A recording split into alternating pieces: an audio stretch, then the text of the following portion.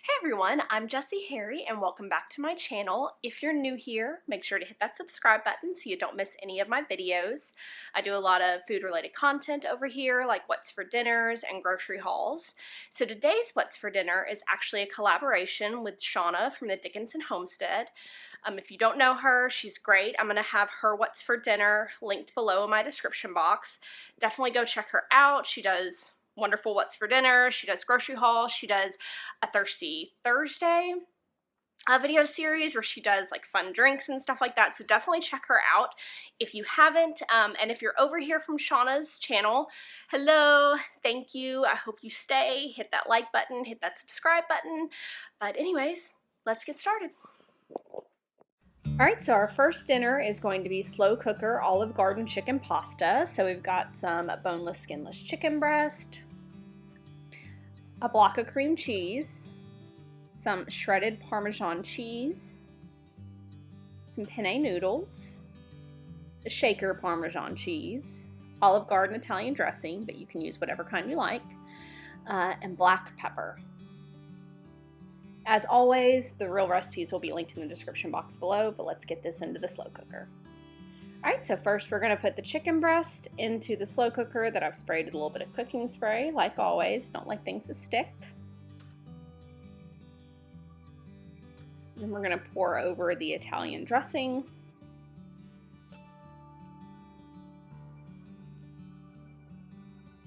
Add in that black pepper.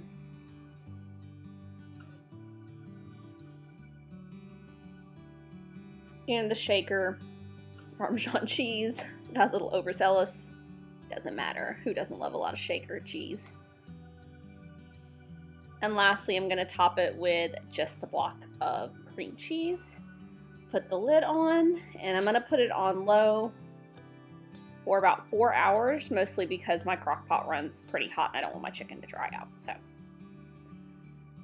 all right, and after that's mostly done cooking, I go ahead and boil the noodles. I did shake in the entire box. I just didn't show that part. All right, so now it's done cooking. So I'm going to take my meat chopper and chop up all that chicken and get that cream cheese mixed in while I'm at it. And now the noodles are done, I dump all of them into the crock pot.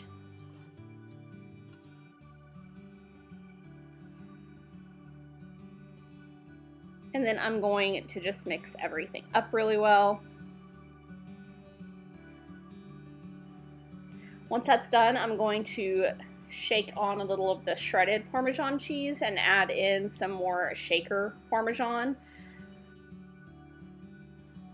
All right, so then I'm gonna get that stirred up so the cheese is evenly distributed throughout the pasta. And once that is all mixed up, we're gonna slide that lid back on and just kind of let the Parmesan cheese melt into the pasta.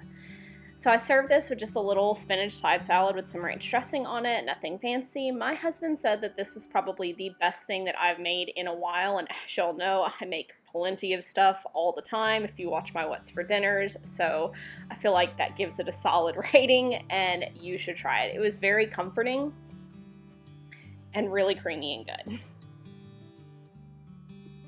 So next up is crock pot pork chops and rice. So we've got some pork chops, some rice, I use jasmine rice, some cheddar cheese, black pepper, salt, some chicken bouillon cubes that I use in place of chicken broth, garlic powder, a can of cream of mushroom, some minced onion, and a stick of unsalted butter. Make sure to use unsalted or your dish will be way too salty. All right, so we're going to put the pork chops into the crock pot after I sprayed it down. I only used 2 because there were just 2 of us eating tonight, but you know, make more for more people that you're feeding. And we dump on the can of cream of mushroom.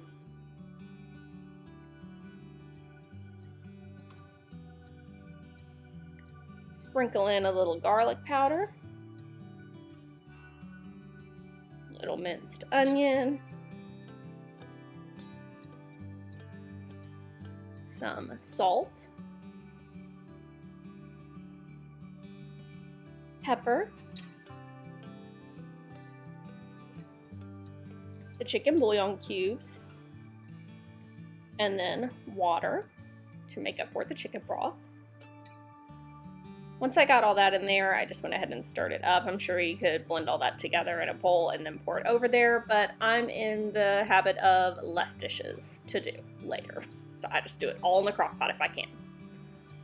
All right, and then you take that stick of butter and you cube it up into how many cubes you want. I just did 4, and you top the whole thing with it. Put on the lid. And then I cooked it on high because I started it kind of late in the afternoon, and did it for about 3 hours. Just check your pork chops, make sure they don't get overdone. All right, so once that was over, I went ahead and added in my rice. Stirred it up so the rice got into everything.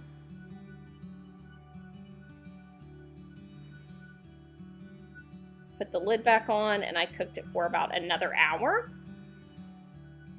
on low. I cooked it for an hour on low. I changed it to the low setting. So once that hour was done, I stirred around the rice. I was really just making sure that there were no crispy bits, and that all the rice was cooked through. And I didn't need to add any more water or add any more time, but it was great. So then you're gonna top it with the shredded cheddar. I didn't measure this out. I just put some cheddar on top. All right, so once you put enough cheese on it, you're gonna put the lid on and just let the cheese melt on top of the rice and pork chops. So here's what it looked like once the cheese was melted. Very cheesy goodness. I probably put way too much on there. That's okay. I also served this with some roasted Brussels sprouts that I roasted for about an hour with some olive oil, salt, and pepper, my favorite way to eat them. And this is how it looks all plated up. Here are my delicious, crunchy, crispy Brussels sprouts. If you don't like Brussels sprouts, try them that way, you will like them. And then here is the pork chops and rice. I will say this, I think it would have been better without the cheese. I think the cheese was a little too much, but this was also a really good, creamy comfort food extravaganza. All right, so the next meal that we're making is going to be crock pot French dip sandwiches. So I've got a bottom round roast. This is just what I had in the freezer, so that's what I used. Some smoke flavored provolone, some hoagie rolls, 2 cans of French onion. I used beef broth instead of consomme because we could not find any. So let's get this all thrown into the slow cooker. So first things first, sprayed the crock pot with a little cooking spray and dumped in the roast. Next, I dumped both cans of French onion soup on top. And then I opened the box of beef broth and just squeezed in about a can of that. Didn't measure it, just eyeballed. Put the lid on, and I put that on low and cooked it for about 8 hours.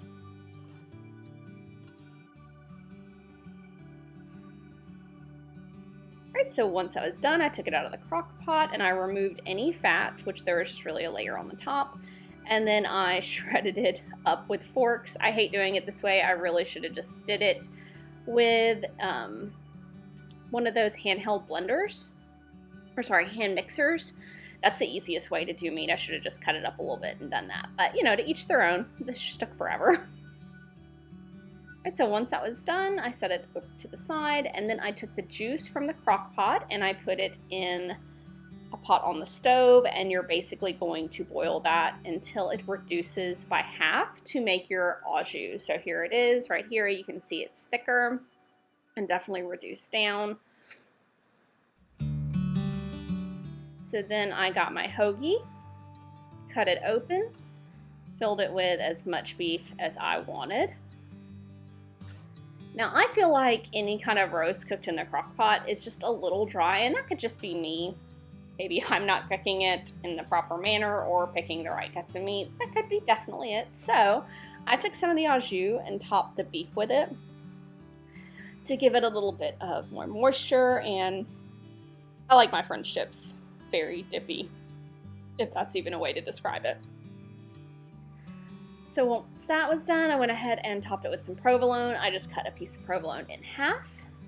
And then we're gonna slide this bad boy in the oven at 350, and I just left it there until the cheese was melted. I didn't set a timer. And here it is. I got the au jus sauce on the side.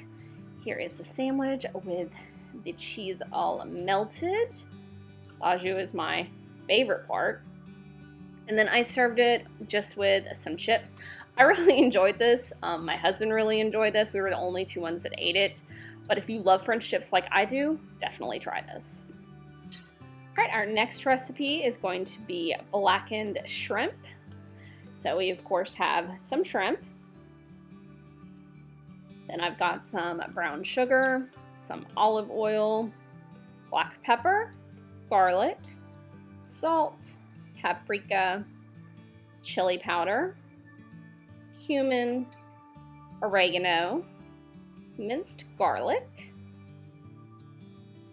We're gonna get this bad boy started. All right, first things first, we're going to start with all the seasonings. So a little bit of chili powder, which you can mix all the seasonings in a bowl separately and then top it onto the shrimp. Like you've heard me say before, I just like to do it all together, less dishes. Then we're putting in the paprika. I had to finish off with a little smoked paprika because I ran out of regular paprika. It was still amazing. Some cumin. A little bit of oregano. Garlic powder. Brown sugar.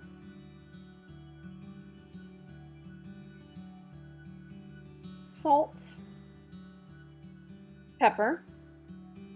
All right, and the one thing you didn't see me put in there was the minced garlic, but I did that, and then we stirred it all together and got the shrimp coated with all those seasonings. Now I'm gonna pop it in a pan with some olive oil. I did have to do this in 2 batches, and you may have to also, because you don't want the shrimp to sit on top of one another as it's cooking. I just show the 1 batch, because who needs to see me cook 2 batches of shrimp? So once those are cooked on one side, you just flip them over. I'm terrible at this, quite honestly. Probably don't flip them all over. I just do the best I can.